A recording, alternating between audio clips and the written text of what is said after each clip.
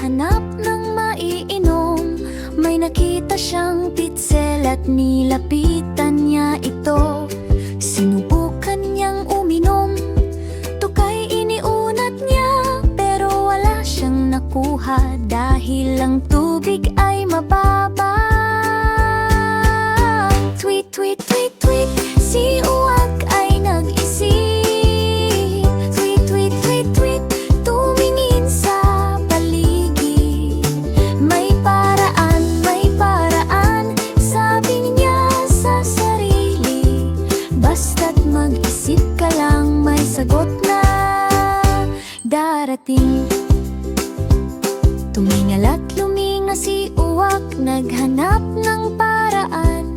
Nakakita ng mga batong nakakalat sa daan.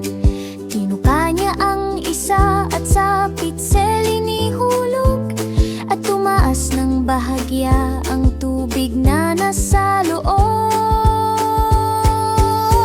Tweet, tweet, tweet, tweet, si Uwak ay nag-isip. Tweet, tweet, tweet, tweet, tumingin sa paligid. May paraan, sabi niya sa sarili.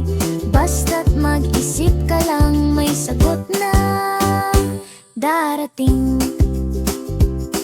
Bumalik-balik si Uwak, bawat bato'y inilaglag, hanggang ang tubig sa pitsel unti-unting umangat.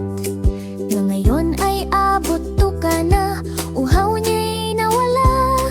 Si Uwak ay nagdiwang, problema'y natapos niya. Tweet, tweet, tweet, tweet, nagtagumpay si